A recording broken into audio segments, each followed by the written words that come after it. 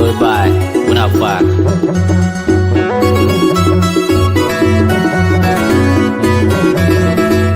Gai mà nhau lột trương Gai mà nhau lột trương lột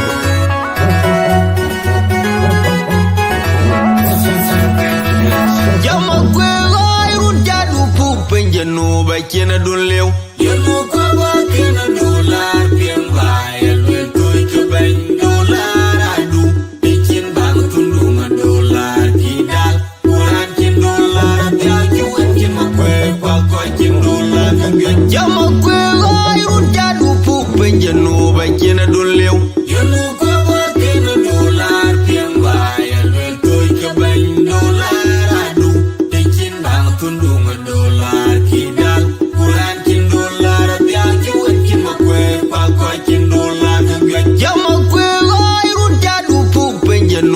Kena dun lew Yenu kwa ba kena dolar piem bai alwen toy ke ben dolar adu Pikin bang tundu ma dolar kidal Kuran kin dolar biya juwen kin ma kwe pa ko kin dolar Pikin bang tundu ma dolar kidal Kuran kin dolar biya juwen kin ma kwe pa ko kin dolar Pikin bang tundu ma dolar kidal Kuran kin dolar biya juwen kin ma kwe pa ko kin dolar Jadane yom kula yom kala yom be dom be magala par majong awan kichama be chigama tialam Nanu panu kumala utong Akura betong Apadro betul betul Dong tialam wa Baka tialam etoy na naudia Uwe kamu ya pati kurto Uga tagunin Keluar nyikunya Kukinciran kamloy Ukun pot Cileng isen media Irana banay Anggur toy Nongat tialam manakoy Kamuan miyay Chokan wentoy Kaliya bay Wala bagyam ni chokan Opal chokular bay Palapurang Jadana yung kuna Yung kala yung bay Dong bay magalapar Majong awan Kijama Nachigama natialam Nanu panu kumulay utong Akura betong Apadrong betul betul Dong tialam wang Baka tialam etoy na naudia Uwe kamoy pagi kurto Uga tagunin Keluar nyikunya Kukinciran kamloy Ukun pot Cileng isen media Irana banay Anggur toy Nongat tialam manakoy Kamuan miyay Chokan wentoy Kaliya bay Wala bagyam ni chokan Opal Welcome everybody. Welcome to Lifestyle Media. My name is Abraham Adin Majak, and let me welcome my guest in the studio with me, Abraham Awalish, co-founder of PCCA. Today we will talk about the recent breaking news going on in our country, in South Sudan. And before that, we dive in our conversation. Let me welcome Brother Walid, Abraham Walid, to introduce himself a little bit, and then we will start. Welcome to Lake State Media again, Abraham Walid. Thank you for coming in and accept my invitation. Welcome. Thank you, I appreciate it. It has been a while and I'm glad that I'm able to get the opportunity to share my perspective today. And my greetings to all the listeners of Lake State Media. Yeah, thank you, Abraham, for a short, brief introduction. It's good to have you. Happy Friday. Yeah, yesterday we see in the news about suspension of the first white president, Dr. Riek Machar, and the other 7 members of SPLIO. The first white president was charged with the moderate treason and a crime against humanity. So, what is your input about this news? Because Dr. Riek was being put house arrest in March, 6 months in house arrest, and yesterday we see they suspended his title as a first vice president, and now they're taking them to trial. So give us your input. What do you think? Welcome. Well, first of all, thank you very much, Abraham Adid, for inviting me to Lake State Media, and my regards to all the leadership of Lake State media and the reporters, wherever they may be. I want to make something clear. First of all, I'm not a legal expert, so I cannot comment on the legality and the content of the charges. But I'm a political analyst, and so I'm going to look at it as a political issue. Regarding this development, starting with the incident of NASIR, which led to the arrest of Dr. Riek and his political allies, the process started and we all watched what happened. It was an order given to the SSPDF to move to NASIR. Initially, it was reported that the reason why they were going to NASIR was to go and do disarmament. That is when Johnson Olony and CDR James Kong were sent to Malakal to mobilize the troops, put them on the barges, and they were dispatched to NASIR. Now, when concerns were raised about that process, the assignment changed. The assignment changed from those forces going to do disarmament in NASIR to them going to replace and redeploy the troops that were there for many years. Now the barges did not go to NASIR because the river was shallow, and so they returned back to Malakal. But after they have returned, there was already a provocation. There were tensions in NASIR town between the White Army and the SSPDF. Part of it political, part of it social. And so it is important to set the stage why the situation in NASIR happened. Now, when the forces of SSPDF and the White Army, perhaps there were elements of SPLA-IO, I'm not sure.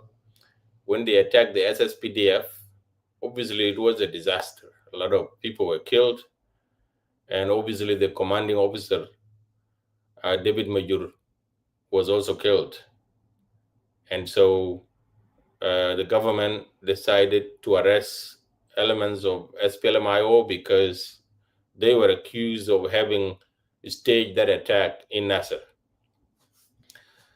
And now, yesterday, the Minister of Justice of South Sudan came out with a report that the investigation they were conducting for 6 months, nearly 6 months, is now over, and that they have found Dr. Riek and some of his ministers and soldiers guilty or were involved in a conspiracy, terrorism, and treason, trying to overthrow the government. And so that, I think, and they were also charged with the murder of David Major. So the way my reaction is this: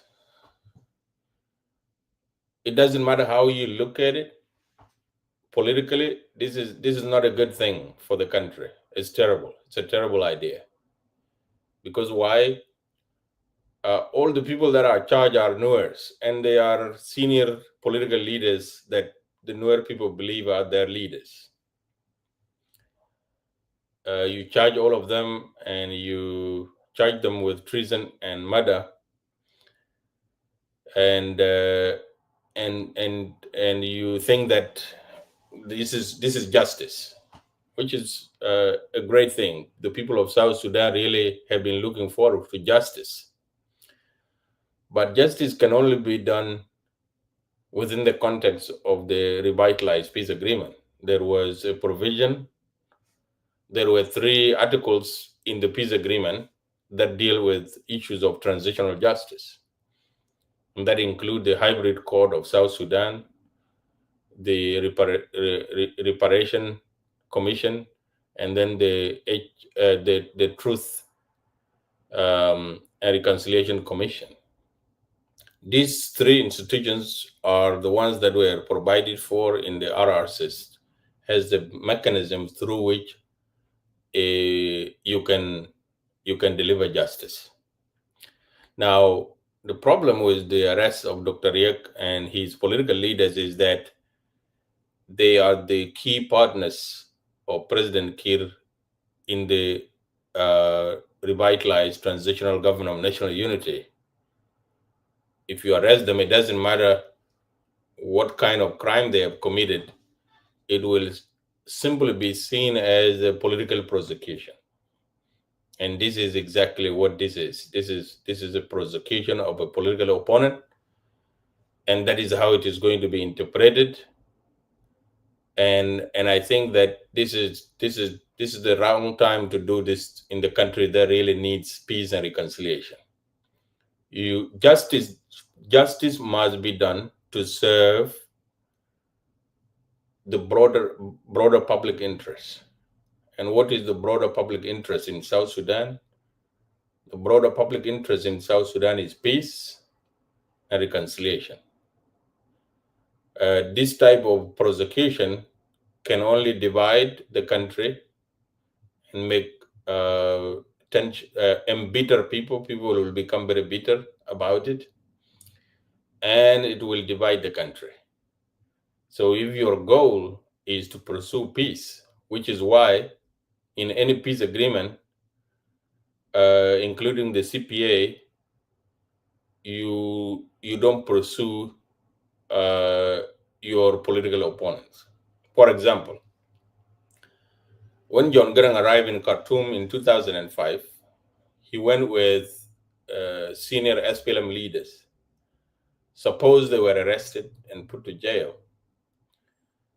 It doesn't matter what the government in Khartoum was going to say, we were not going to accept it, because it would be a prosecution of our political leaders. And perhaps the destruction, the accident that led to the death of John Garang could have been political, but at least it is an accident. You can argue it was an accident, even though it was probably a politically motivated accident. And so it is different than rallying up people who are in the same government with you. You're building a government of national unity and preparing the country to unite and preparing the country to reconcile and preparing the country for election. And then you go around and you rally your opponents, put them to jail and charge them. They may have committed a crime, no question about it. I'm not questioning that. I'm not a legal expert, but politically, it's just a bad thing. The difference between what happened in 2016, and what happened in NASIR is that in 2016, this is when you could have arrested Dr. Riek, because there was a fighting in the State House. He could have been arrested, charged with treason, charged with an attempt to overthrow the government, and charged with murder, because a lot of people were killed. The government didn't do that. Instead, President Kiir decided to protect him and let him leave Juba.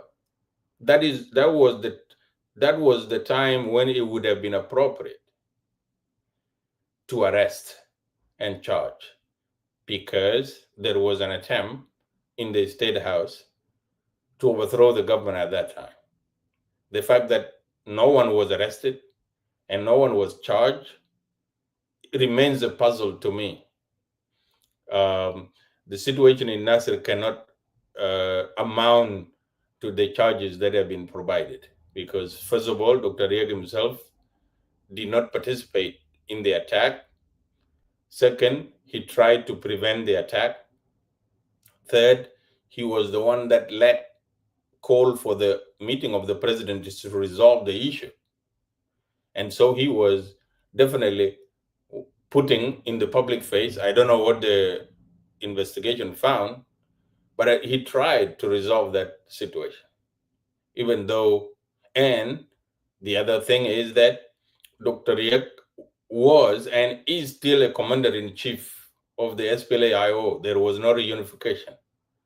So it would be unreasonable to expect him not to talk to his soldiers.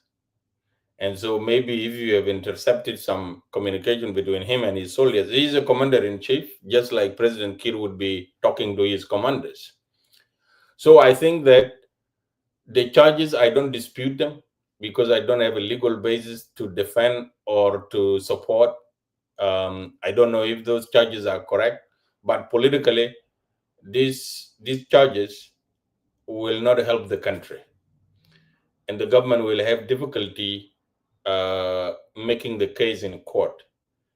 And probably the reason why Ruben Madel Arol was removed from his office was because of this. Maybe he said, because he's an experienced lawyer, maybe he said the government has no case. And so he was removed and Wek Mamer was brought. Maybe Wek also having been somebody who understands the political dynamics in the country, he probably came and said the case would be very hard to prosecute without it being seen as a political crackdown on your opponents. And that is why he was removed. And then this young man who has never served in any capacity in the legal field, he probably might have studied law, no question about it, but he has never practiced. And so he was brought, and now he's the one prosecuting this case. So it goes to show you that it will be very hard to sell this prosecution politically. That is my take. And instead of doing this, President Kiir needs to pursue a political resolution to this situation rather than trying to use legal mechanism to resolve this. It will just be seen as no leaders prosecuted, obviously by the Dinkas. It will not be seen as a government prosecuting, because the president who is in charge of the country, the Minister of Justice, the people in the Supreme Court, all these people are seen as individuals belonging to a Dinka tribe, prosecuting the Nuers. And politically, you don't do that. It will not help the country. So that is my view. I think the government should withdraw this case and pursue a political resolution to the crisis. The opportunities were missed to prosecute Riek Machar. The people of South Sudan know that. A lot of things have happened under his leadership. A lot of people got killed. Both he and President Kiir bear responsibility for the conflict that happened in 2013, 2016, and continuing. No doubt about that. But if you want to pursue justice, use the mechanism that have been established by the peace agreement, and let them be the ones that will determine who is culpable for all the crisis that started in 2013 up to now. To pick only NASIR incident as the only situation deserving a prosecution is an insult to the intelligence of the people of South Sudan. We know that massacres were committed in 2013, both in Juba, in Bor, in Bentiu, in Malakal, and other places. So you cannot do partial justice. That's why it can be seen as a political prosecution of an opponent. If you really want to deal with the issues of justice in South Sudan, which are overdue, let us do the hybrid court, which has been provided for in the peace agreement, and let us allow international and regional legal team, which is why we have an hybrid court, to be part of the court, so that whatever prosecution happens, whatever investigation happens, it is not seen as one party trying to prosecute the other. When you do that in a country that is multi-ethnic, you create and you plant seeds of division and seeds of conflict down the road. So that is my take on this. Thank you. Thank you, Abraham, for your take on these issues. Let me follow up regarding about your about you said that this thing will be seen as a Nuer and as a Dinka thing because those 7 accusers are from ethnic Nuer. Okay. And also, to the argument, people will argue that the reason why those 7 are being accused and appear to be from ethnic Nuer is because SPLIO, 90% of SPLIO are from ethnic Nuer. If there is, or if there was a crime was committed in NASIR, and those who probably were accused, 7 of them were accused, maybe they were involved with that incident in NASIR, because that lead to David Majur being killed, General David Majur, and the rest of 200. One is they said that what number they were reported, because I want to be accurate. I don't want to come up with the 250. Yeah, 250. 250 plus. Plus, yeah, 255, I believe. Yeah, so been killed. 250, yeah. So have been killed. So that argument, if we can see the perspective of the ethnic line, and those 7, because if there is some of, for example, if there are some of the Dinka tribe involved into the incident in Nasser, and they were not charged with the crime, and then those 7 of Nuer have been charged, that would be seen as ethnic line. Example, you and I, we are from Lake State. And we have seen the deputy governor and the other MPs, including youth leaders. I just see like a few days ago that the 3 of those who were lack of seeing Mike, they were released by bond, he said, a couple of days ago or 3 days ago. So, and those are Dinka. Okay. And the government of Lake State persecute them because of their involvement, because they written the letter, incitement of the war happening in Nasser. So they were indicted, okay? And they were being behind bars for the last 6 months. So in that argument, so can you elaborate more about this? Because those 7 were accused because they are ethnic Nuer, and they are incited, and those white army, they are Nuer by tribe, and IO, that majority, most of them are Nuer in Nasser that commit that heinous crime, killing David Major plus 250.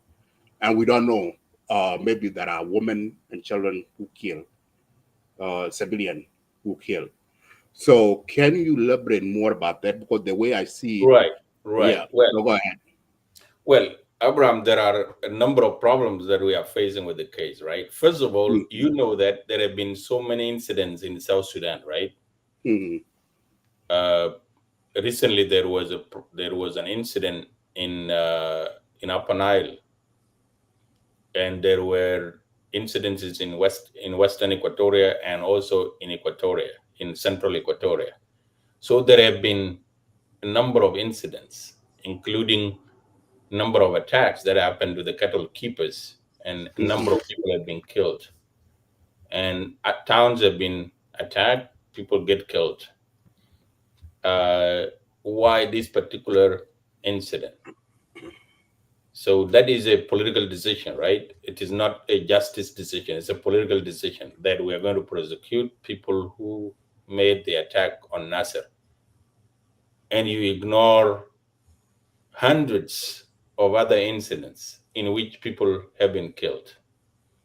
For example, in Lakes, there have been a lot of killing. In Warap, there has been a lot of killing. In Twitch and Abyei, there have been a lot of killing, and other places. So So the decision to pick one incident, which was the NASIR incident, to prosecute is a political decision. It is not. It is not justice decision. Okay, so that is one. That is the first step. The second step is, even though you know that these people might have committed a crime, and they are representative of a political party, and you go around throughout the whole country and you round up members of that political party, including those people who are detained in lakes. Isn't that what we call political prosecution? Because everybody became a criminal simply because they are members of the SPLMIO. And writing a letter, for example, is not a crime. That is called freedom of speech. They did not say it is great that people get killed in Nasser. They simply say, we stand with Riek Machar after Riek was arrested. So that is called political prosecution. And that is exactly what I was talking about. It doesn't matter how you spin this case, it's going to be seen as a case of political prosecution. And then on the issue of the ethnicity,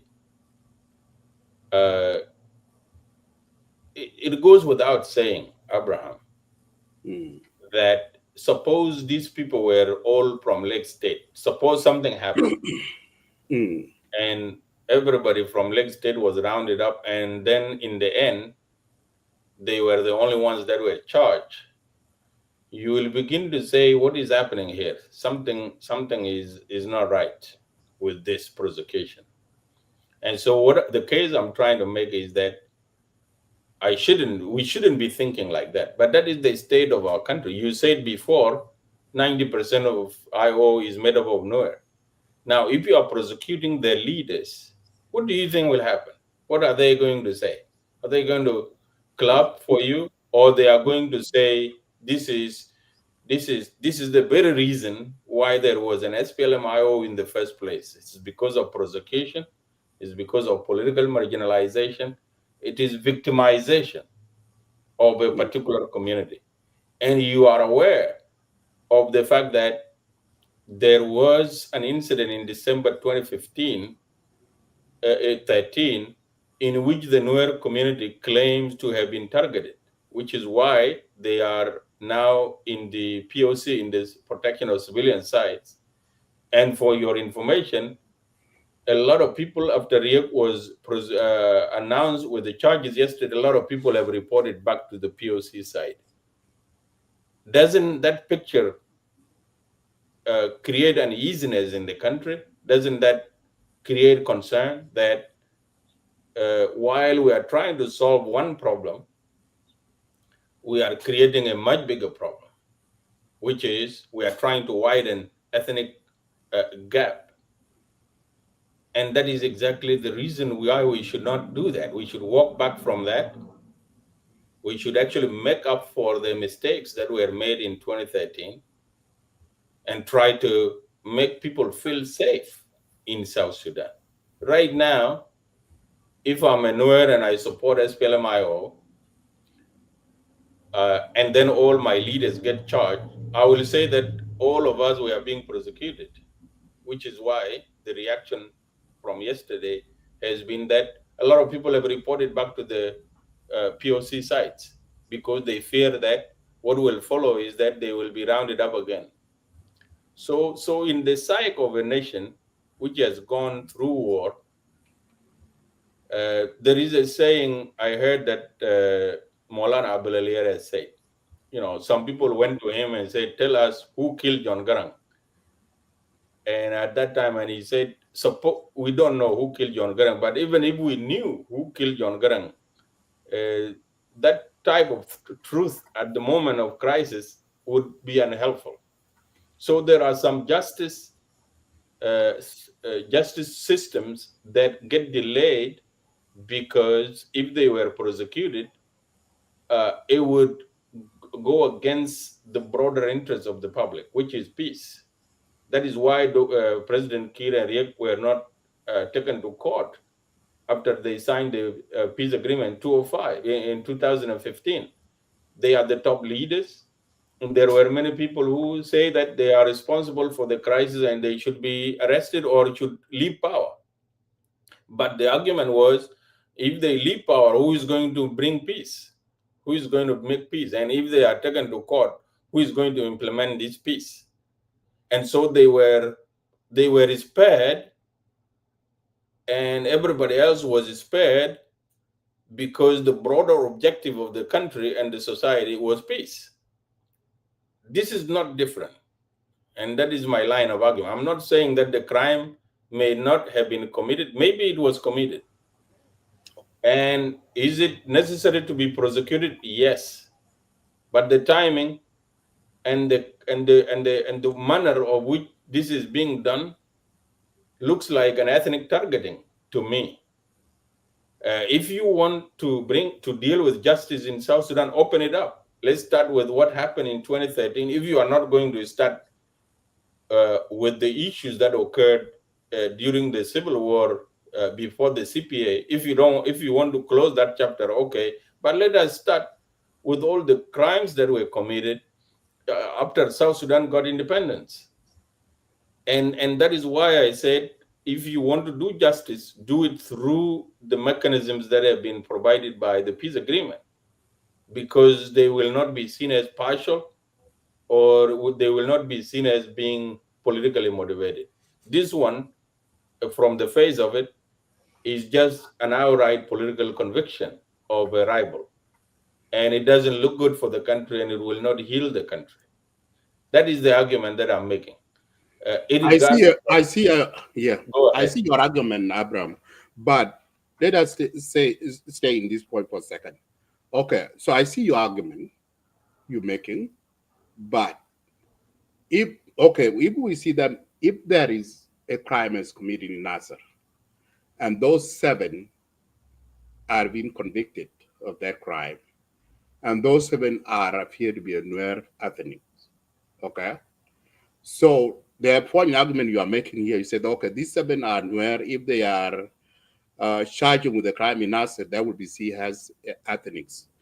But my question is, okay, the incident happened in NASIR, people die.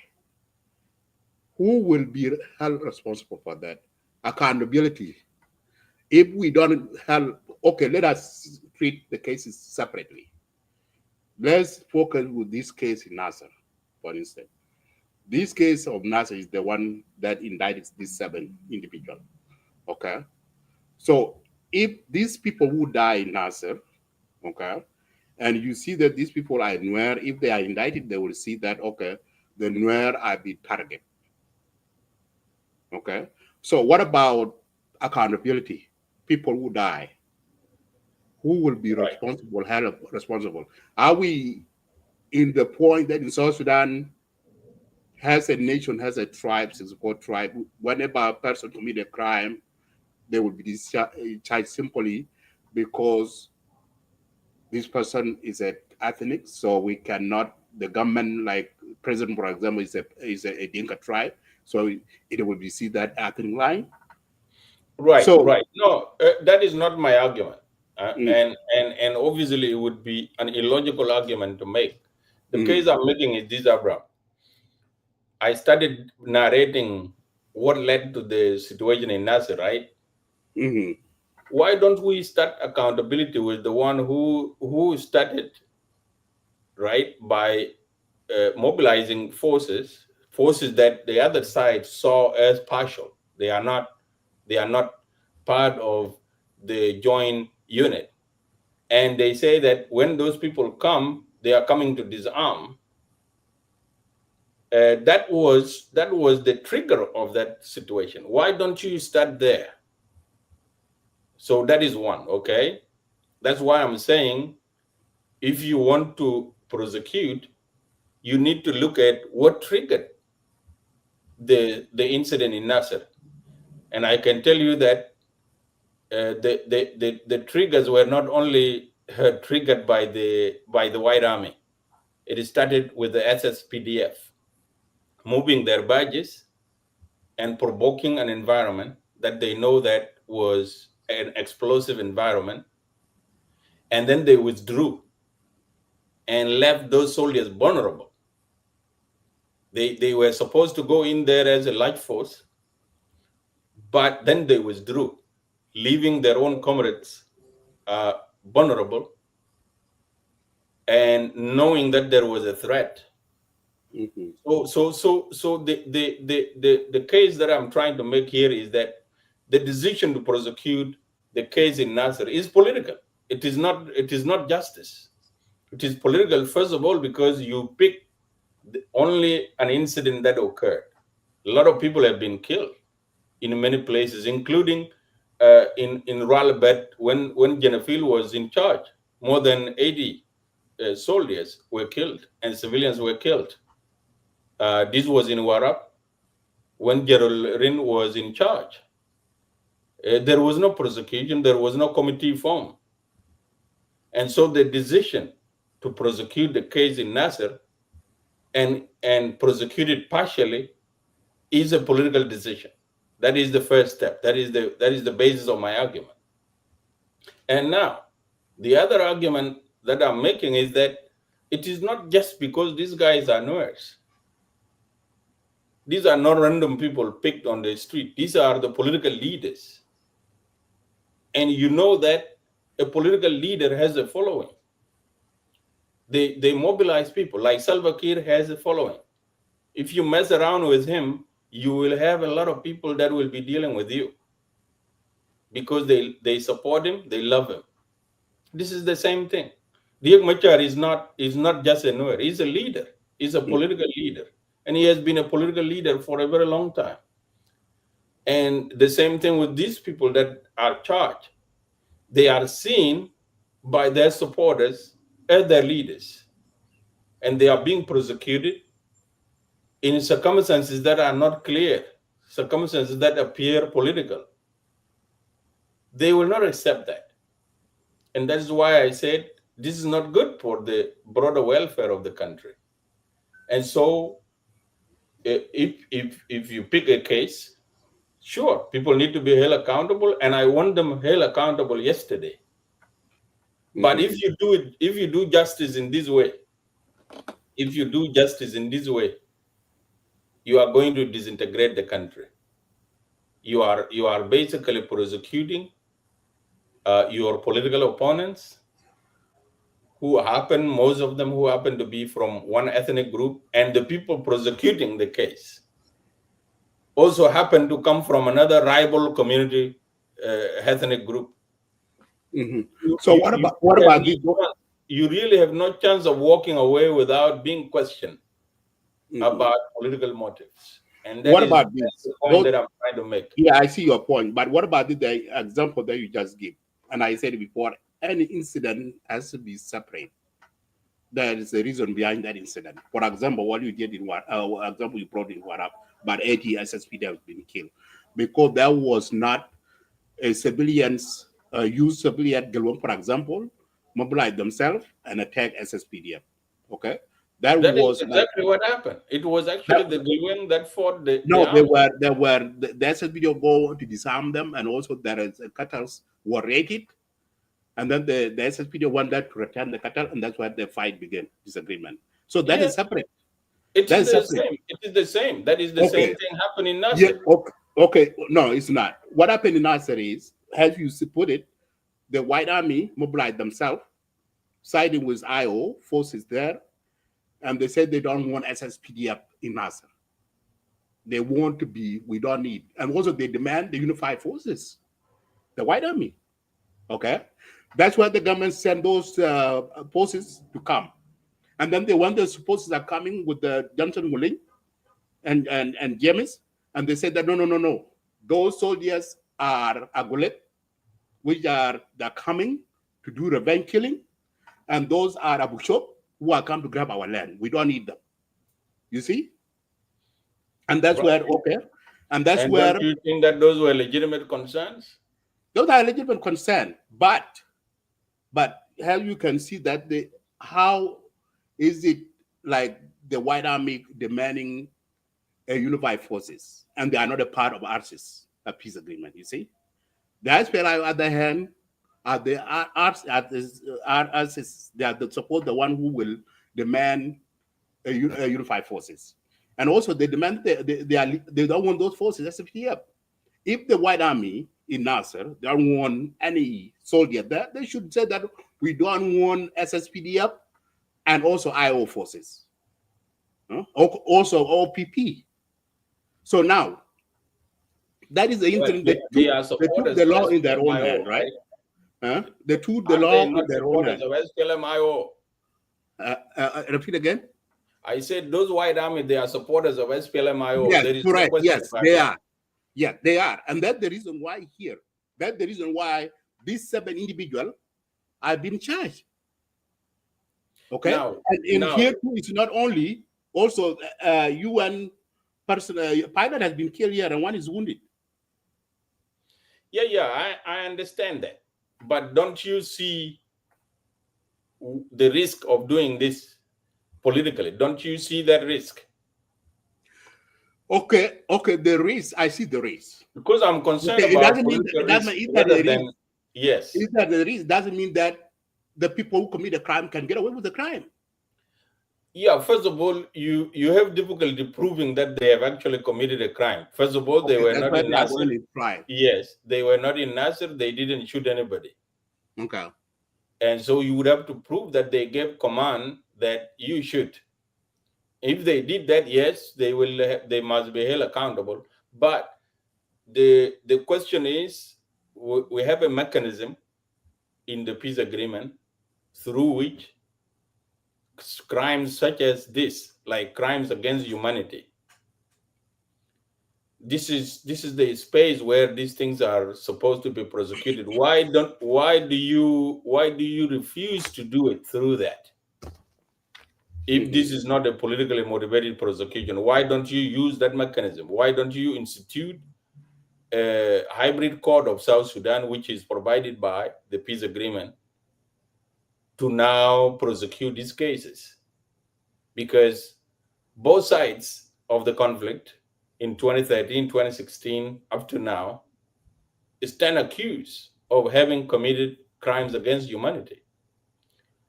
And the incident in Nasser is definitely one of them. There is supposed to be a comprehensive justice for all the people of South Sudan who were killed. For example, I have a grievance. 11 civilians were killed in my village when the forces of SPLA-IO were moving from Juba in 2013 to Bentiu. They fought people in Kaltok, and 11 people were killed, including a chief. That is a grievance. We need justice for that. And so this prosecution. And who killed those? Who killed those people for the record? Well, I said that these were the SPLA-IO forces moving out of Juba to go to Bentiu. Okay. Yeah, so that incident is known. They move all the way to Bentiu. They pass through Lake State. Yeah, so there is a problem with the case. The problem is that Riek Machar is not a regular guy that you can just pick up and take to jail. He's a political leader. He's a signatory to the peace agreement. So by arresting him and his political leaders, you have basically overthrown the government of national unity. So this is a crime of its own. You could say those who did this have actually committed a treason. They have overthrown the government of national unity. So that is one. Second is that he is not just a political leader. He has the support of one of the largest ethnic communities in South Sudan. It doesn't matter how you explain your justice to them, they will not understand. They will know that you are prosecuting him. You lured him to Juba through peace, because you are actually making the cause of peace in South Sudan very difficult. You brought somebody who is through a peace agreement. You restricted him. He doesn't travel anywhere. You trapped him. And in the end, You arrested him, you took him to jail, you prosecute him. Now, everyone else who has a grievance against the government will have difficulty trusting any peace agreement and coming to Juba, because they know that if they do, they are going to be prosecuted like Riek and the IO. I can see that making the achievement of peace in South Sudan very difficult. And so that is why I argued before that I have no defense against Riek Machar. I think that he has so many cases to answer, not just the NASIR incident. I also think that President Kiir has a case to answer, and many others in South Sudan have many cases to answer. For example, in 2014 or 20, I don't know when, this was 2016, trucks full of Dinka people moving from here to Juba, people were stopped and massacred. That was a big incident. There has to be justice for that. And that is why it has to be a comprehensive justice. It's not a decision where you pick one incident and you prosecute it, and then you leave the rest. That is why it can be seen as a politically motivated prosecution, regardless of the merit of the case. So I am not dismissing any case. Maybe the crime was committed. Maybe they have given orders for the White Army to shoot those people. Maybe they gave orders for David Major to be killed. Irregardless of that, there is a political ramification for this decision. And that political ramification is going to make achieving peace in South Sudan difficult. It's going to make trust between communities difficult. It's going to make the supporters of Riek to believe that, and they have been counting. First of all, they cite the fact that Guy Tut was killed, and he was lured into some meeting, some agreement, and then he got killed. And others, there have been incidents of that nature. So you really have to look at the soul of the country, and sometimes you have to swallow the bitter truth. And that is exactly what President Kiir did in 2010. He decided to pick Riek Machar as his running mate because he saw the risk of not having him as his running mate. So I'm arguing for the welfare of the whole country and for the peace, the achievement of peace, and for the achievement of justice in South Sudan. If you want to do that, do it through internationally supported mechanism such as the hybrid court. If you pick one case like this and you arrest high-profile individuals, it doesn't matter whether you are right or wrong. The verdict is just going to be that you are prosecuting your political opponent. And that is my fear. And that is why I thought this was an untimely prosecution. Yeah, thank you, Abraham. I think if we can see a background of Dr. Riek, for instance, like you give an example about the incident happened. If we see the background of Dr. Riek, and you mentioned about the Nuer tribe is the largest tribe, which is loyalty to Dr. Riek. Not all of them, 80% or 90% are loyalty to Dr. Riek. We know that.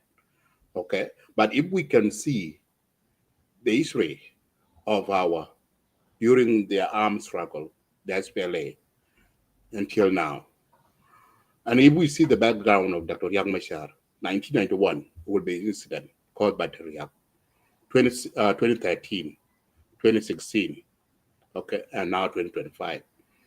These are the events that we know in history that Dr. Riek Machar involved in, and many civilians lost their life on this process.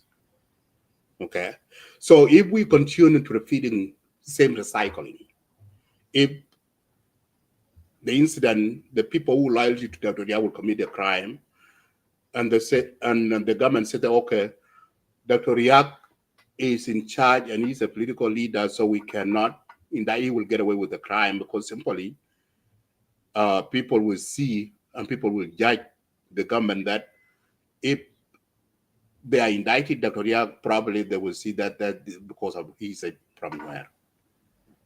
And also it will lead into Nuer as a tribe will be upset, say that, okay, our own son, Dr. Riek, has been singled out because of such is from Nuer, and they will wage a war. You see my argument? And second, my argument is, why is it the only Dr. Riek using his own tribe to fight his political war? Okay. And my third argument is, Nuer has a tribe. If there's no any leader in Nuer community apart from Dr. Riek, so those are my arguments that I make. And if the government say that, okay, if this incident happened in NASIR and there's nobody be held responsible for it, as IO and White Army are involved in, and people, the person who in charge of Dr. Riek with these people, and they are not held responsible, okay, the country that we are talking about here, anybody can come out and will nowhere because they know that, and they commit a crime, killing 1,000 people, and you know that he will get away from it because nobody will indicted him. Because you will see there's a tribe. For example, even Yugotorian, for example, right now, Nathaniel, he's now, he went to the bush, he's fighting, he's clear a war, he's fighting with the government. And he's from Equatoria. Okay. If he go there and commit a crime like killing dozens of people on the road, okay, and they will say that, okay, the government cannot go after Nathaniel because he's from Equatoria. If government go after it, they will see that people are against it because he's from Equatoria. Where is the justice here? And the problem with that argument, Abraham, is that, like I said before, you don't pick and choose who to prosecute and who not to prosecute. Okay? A lot of crimes have been committed, including the incident of 2016. And Dr. Riek was there. That was the right time to arrest him because he was directly involved. People were dead. Blood was flowing. And the fighting happened in J1. Why wasn't he prosecuted at that time? So that is one question. Question that you have not answered is, yes, the incident in NASIR was terrible. My own cousin was shot 5 times, although he survived by grace of God. And I had to struggle to get him to get back home. So it was a terrible incident. We understand that. But we are dealing with a peace agreement. This is what I gave you an analogy before. Suppose in 2009 there was a major incident in Malakal between the joint integrated units. There was a major fight that took place between the forces of Sudan government and the forces of SPLA. President Kiir was in Khartoum. Suppose Bashir arrested President Kiir and said, you must answer for those people who were killed in Malakal. Regardless of whether Bashir was right or wrong, we will not accept his argument, right? Because we know that this is a political prosecution. This is what has happened. Riek has his forces. President Kiir has his forces. They have been trying to unify these forces for, it is almost 10 years now. And they have not unified those forces. So Riek continued to be a commander-in-chief. President Kiir is still a commander-in-chief. Gabriel Changsan is a commander-in-chief. Hussein Abdelbag is a commander-in-chief. And so are others who have forces. This is the reality now in South Sudan. If those forces fight on the ground, There is a mechanism. There is what we call the peace monitors. They are there through what they call I'm forgetting, but that is a branch of its own. What they do is they monitor the violation of the peace agreement. Then you have the RGMAC. Yeah, Citizen. Yeah, RGMAC. Yeah. There is Citizen. Citizen is the one that monitors. Yes. Okay. There is Citizen, and then you have the RGMAC. This is what has been provided as a place where you resolve crises that happen to the forces belonging to both sides. Just like the CPA, there was a mechanism that was there. If there was a disagreement between the SPLA and the government, they go to resolve that issue there. Why didn't we use Citizen? And why didn't we use RGMAC? And why didn't we use the hybrid court, which is provided by the agreement, to prosecute these people? Because this is what the parties agreed, that if they disagree, if they fight, and it is expected that they would have to fight,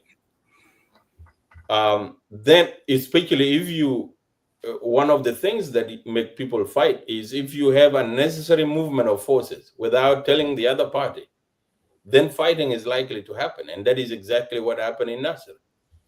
So why didn't we use these mechanisms to deal with this crisis in NASIR? Why did we choose to use our own mechanism outside the agreement to do this? And that is the argument that I'm making, that it can be seen as you are a selective justice. You are selecting a case of your interest and prosecuting it outside the mechanism that have been established. Why do that? If you believe that you have a case, a genuine case, why use the established mechanism, which are backed up by the region, the IGAD? And they are run actually by IGAD and the international community. Why don't you use that mechanism to launch that case instead of having your own mechanism? You cannot run away from being accused of prosecuting your own political opponent. But if you use a legitimate established mechanisms of peace, such as Citizen and RGMAC, even if they lead to prosecution and you establish the hybrid court of South Sudan, you can start with these guys, but then you expand the process. You will not be accused. Yes, you can still be accused, but you will say, Ajama, we are using legitimate mechanisms here. So this to me is the reason why I said, if you prosecute these guys, their supporters will know that this is a political prosecution, because it is outside the peace mechanism, and it is selective, and it is targeting individuals belonging to a particular ethnic community. That is the basis of my argument. I'm not denying the fact that they may have committed a crime and maybe the government has a legitimate case and that they can prosecute these people. Maybe they can, and maybe they should. But the process is outside an agreement, something that, and so the current government is not legitimate unless it is based on the agreement, because the agreement is the one that created this government. Yeah, so really, there are missteps that have been taken, and the peace agreement could have been used and utilized, and the mechanisms that are there could have been utilized to broaden the case. But the case has been narrowed. It is only NASIR incident. It is only the SPLA-IO leaders that are arrested, and in the end, those who have been charged formally are exclusively Nuer. And that, from the face of it, will just be seen as bias. It will just be seen as a political prosecution. And that one is not good for the country. And that is my concern. Okay. Thank you, Abraham. I see your concern. And yeah, and we can disagree with all of this. So if you can see what is going on in NASIR, now it's separate across Upper Nile, a particular Nuer area. And Yeah, the the country White is Army, at war. yeah, exactly. And who called that is White Army. Even our own state, Lake State, we experience daily attack from Nuer Pinjat, from White Army. Okay. And these people are thinking that all together with IO forces that are together. Yeah, And that they are IO, definitely. Yes, they are IO, and they're attacking. Not only they're attacking civil, they're attacking the neighbors, you know. And their leader are there. Riek Machar is there. Dr. Riek Machar is there, is the leader. And is not condemning this IO or distant himself from it. As well, I mean from White Army. I mean, if White Army is a civil defense as they claim, but the IO is using the his forces, and they are committing heinous crime. Okay. No.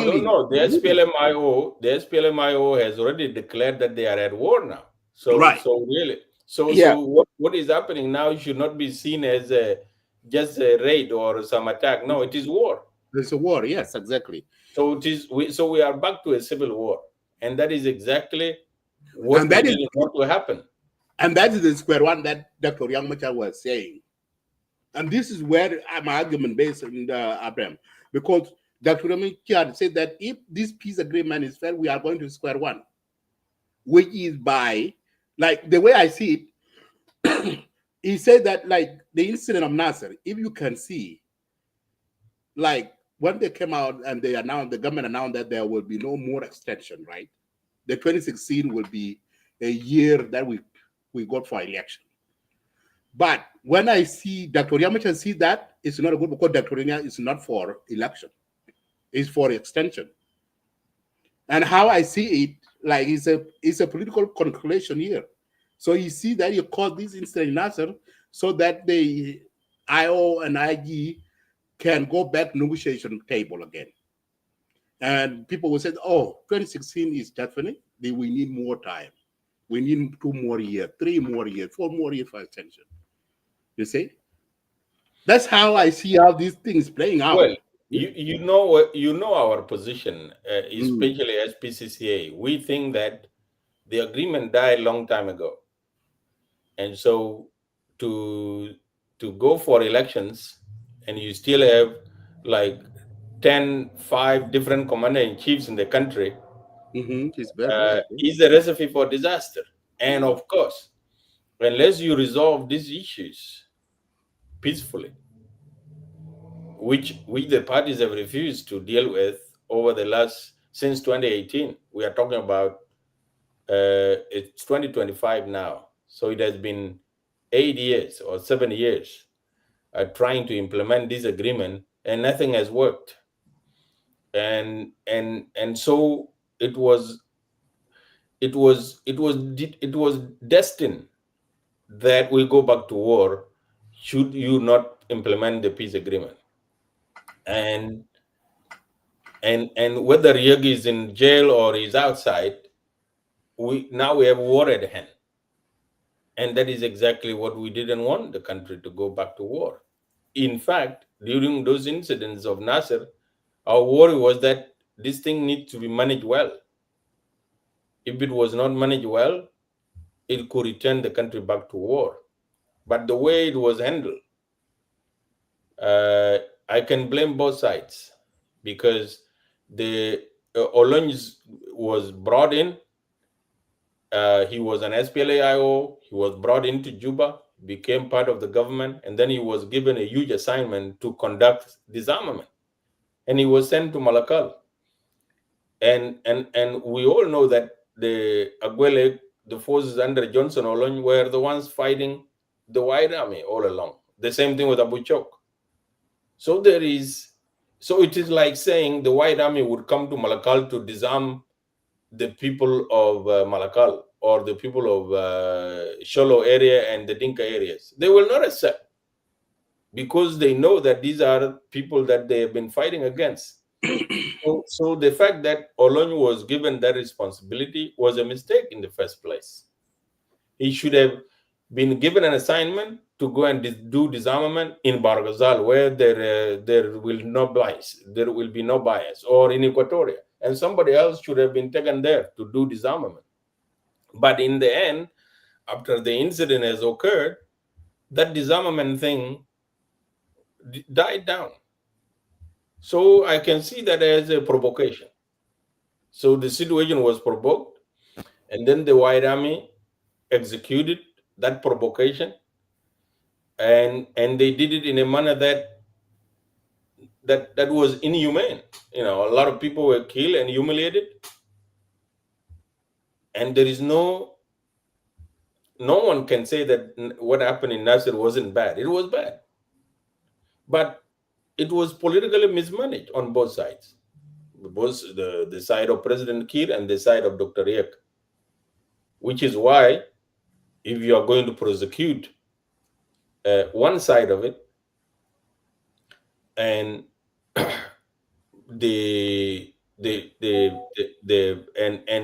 and you don't prosecute the other side, obviously conclusions could easily be made that this is simply a political prosecution. And when you see that happening, then the country becomes divided. Leaders divide countries. It is a regular person like me or you, Abraham, even if we disagree or we get charged or we get prosecuted, the country can move on. But leaders, they divide the country because they are followed by a lot of people. They are followed by a lot of people, and they are supported by a lot of people. And so if you mishandle them, you can actually burn the country. It's like if somebody prosecute President Salva Kiir and a lot of his supporters are not happy, it's not good for the country. So this is the line of argument that I'm taking. But the choice is obviously for the government. It is their case. It is their decision to prosecute that particular case. It is their decision to target these individuals. But politically, and looking at it outside objectively, it is not a good thing for the country. It should not be done at this time. Let us achieve peace, and then let us pursue justice systematically and comprehensively. That is my recommendation. Yeah, thank you so much. Yeah, my last question regarding about peace access. So, as many say that the peace is collapsed, the government said that the peace is not collapsed. What do you think about the caretaker, or the interim chairman of SPLIO, Honorable Stephen Parr, which is a peer now? Dr. Riek has been suspended. Probably he will be the one take that role. I don't know. So what do you see? Because as ours is not only IO, is a signature that there are others parties in the peace agreement, and seeing the NASIR incident and the war now is going on between the IO and White Army and SSPDF, those other political parties, they are not saying anything. And they are saying that the peace agreement is still on the track. Okay, it's not collapsed. Government is claiming that the peace is not collapsed. It's still ongoing. And Stephen Parr is one of the interim chairmen representing SPLIO, because SPLIO now invited into Fort Carcrow. There's some of the run and some are in the house arrest and some are in exile and some of them are in the bush. And some now are in the government, which is led by Stephen Parr. So what do you see Stephen Parr? So he's representing now with the SPLIO, and they are going on with the implementation of peace agreement of 2018. Well, we have seen this film before, right? Taban Dengai took over from Riek, and then what happened? Nothing. So we had to go back and negotiate with Riek in 2018, in 2017, and sign the agreement. And so those other parties are insignificant. They don't have forces. They don't have a strong support base. And so they can continue with the government. The SPLMIO, Stephen Parkwalias, he can continue to play the same role that Taban played last time. But he's not going to make any difference. We have seen recently in Jonglei when the governor of Jonglei went to try to persuade this spiritual leader, he was unable to persuade him. Par Kwal also was unable to persuade him. And now these guys are moving toward Malakal. And so I can say that the RRCs is dead. They can try to keep it the same way they did with Taban last time, but it's not going to make any difference. The government can try to move forward, but it's not possible to move forward when there is violence across the country. And now there is an alliance between NAS and SPLAIO. And so technically, we are back. We are in a civil war. We can pretend to be at peace, but we are back at a civil war, and the RRCs, I think, is not redeemable. It is not possible to redeem RRCs, especially after this political prosecution of the SPLAIO leaders. I can see that the SPLA, the RRCs is by definition dead. By all purposes and intent, is dead. But they can keep it alive for a while until such time when they realize that this is not attainable. So that is my observation. The RRCs is dead. It is not redeemable. Even if you release Riek Machar today to say that let us resume the peace agreement, the force of it and the essence of it is no longer there. It's just impossible to put together. Listen to this short clip.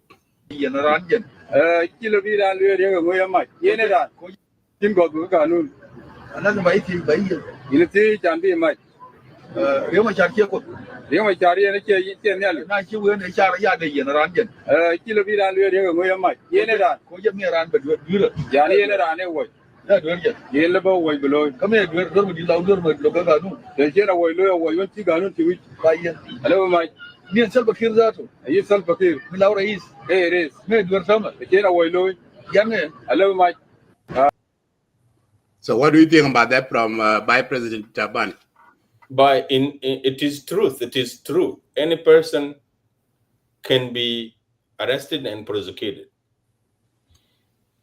But again, that doesn't solve the problem. The problem is that Riek is a political leader and he's a rival of President Kiir, and President Kiir is the one prosecuting him. The appearance of political prosecution remains. That is the truth. But anyone, in a real sense, is subject to under the law, including President Kiir himself. Thank you so much. Thank you so much, Abraham Wallet, for coming in. I will give you your last word, and then we call it the day. Thank you. Thank you. A lot of people watching you that agree with you there and say that you go ahead. Yeah, thank you. Well, I know that many people will disagree with me because they want Riek Machar prosecuted, and that is their right. They have a right to hold that view. But sometimes even a popular view may be wrong. In this situation, I think that South Sudan needs peace more than anything else. And any shortcut to justice is going to be seen as injustice. And so I am appealing to our people that what South Sudan needs first and foremost right now is peace. And we need our leaders to really stand up for peace. and they need to put aside their political differences and move the country forward. The more we do this type of things, such as this prosecution, which has not been properly analyzed, and which is an apparent political prosecution, the more we do this, the more we cause harm to our country. So we should go for peace, silence all the guns, come out of the civil war, press forward with development, and then pursue justice, a more comprehensive justice. I have no problem with that. Thank you very much. Thank you so much, Abraham Wally, for coming in to Lakeside Media. We appreciate for having you today. Thank you. Have a wonderful night. See you next time. Thank you. Thank you so much. Thank you. Yeah. All right. The international humanitarian standards. The Ministry of Justice and Constitutional Affairs, and in my capacity as a prosecuting authority, to announce the outcome of the investigation into tragic NASIR incident of 3rd to 7th March 2025. This press briefing is divided into 7 sections. In the first instance, I will highlight the background of the NASIR attacks to situate the incident. In the second part, I will provide an outline of the findings of the investigation. I will then follow up in the third part to outline the particulars of the accused persons.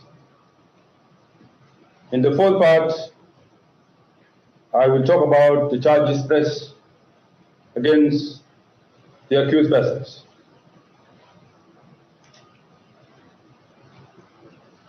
In the latter part, the briefing provides a synopsis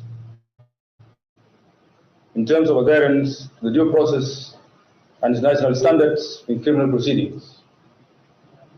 I will then conclude with a message to the international community, public, and media.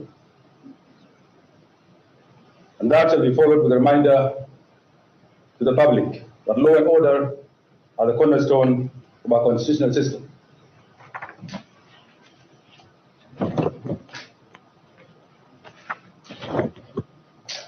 In terms of background, on the 3rd March 2025, a militant armed group known as the White Army launched a coordinated attack on the NASIR barracks of the South Sudan People's Defense Forces, SSPDF, resulting in the killing of Major General David Majordak and over 250 SSPDF servicemen and women and United Nations pilots. These crimes were marked by gross violations of the Geneva Convention and the international humanitarian law, including desecration of corpses, persecution of civilians, and attacks on humanitarian workers. Evidence further suggests, actually reveals, that the White Army operated under the command and influence of certain leaders of the Sudan's People Liberation Movement Army in Opposition, SPLM-AIO, including Dr. Riek Machar through a coordinated military and political structures. The second part on the findings of the investigation. The investigative committee established by the government of the Republic of South Sudan interrogated 83 suspects, of which 21 individuals have been indicted. 8 are under arrest and charged. 13 accused remain at large. 76 individuals were discharged due to lack of sufficient evidence against them. In the third part, the accused persons are as follows, and they are 8 in number. Number 1, Dr. Riek Machar Dorgon. Number 2, Mr. Port Kang Chol. Number 3, Lieutenant General Gabriel Duop Lam. Number 4, Mr. Mam Pal Dor. Number 5, Mr. Gadwich Lam Poch. Number 6, Brigadier General Camilo Gadmai Kel. Number 7, Mr. Mading Riek Yak. And 8, Mr. Dominic Gadgok Riek. The case will now proceed to trial before competent court, where evidence will be adduced by the prosecution to prove the charges beyond reasonable doubt. The court shall henceforth moved by the prosecution to serve summons for appearance of the accused. Number 6 is a message to the international community, public and the media. While the government of the Republic of South Sudan appreciates the engagement of international partners, public and media on the NASIR incident, this matter is now sub judice. That means it is in court. As in many jurisdictions, ongoing court cases cannot be subject of policy or domestic or diplomatic debate until judicial pronouncements are made. The opening and closing sessions of the trial proceedings will be accessible to accredited media in line with best practices of transparency and accountability. In closing, this case sends a clear message that those who commit atrocities against the Republic and people of South Sudan, against the armed forces, against humanitarian personnel, will be held accountable, no matter their position or political influence. The victims and their families deserve justice. South Sudan deserves peace, and this government will uphold.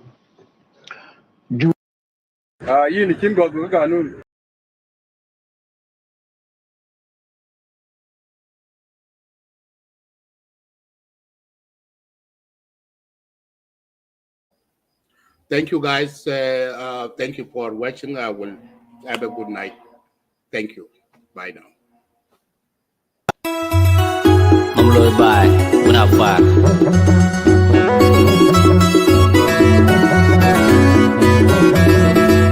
Gai ba nyolo tueng.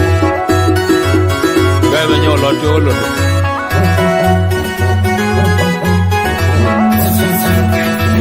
Jama kwego irun jadu pupen jenu ba kena dun lew.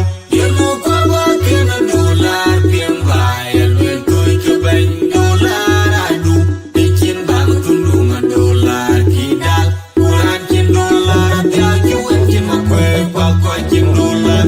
Jama kwego irun jadu pupen jenu ba kena dun lew. Yenu kwa ba kena dolar piemba elwen toy ke ben dolar adu. Pikin bang tundunga dolar kidal. Kuran kin dolar ya juwen kin makwe kwa kwa kin dolar. Jama kwego irun jadu pupen jenu ba kena dun lew. Yenu kwa ba kena dolar piemba elwen toy ke ben dolar adu. Pikin bang tundunga dolar kidal. Kuran kin dolar ya juwen kin makwe kwa kwa kin dolar. Pikin bang tundunga dolar kidal. Kuran kin dolar ya juwen kin makwe kwa kwa kin dolar. Pikin bang tundunga dolar kidal. Kuran kin dolar ya juwen kin makwe kwa kwa kin dolar.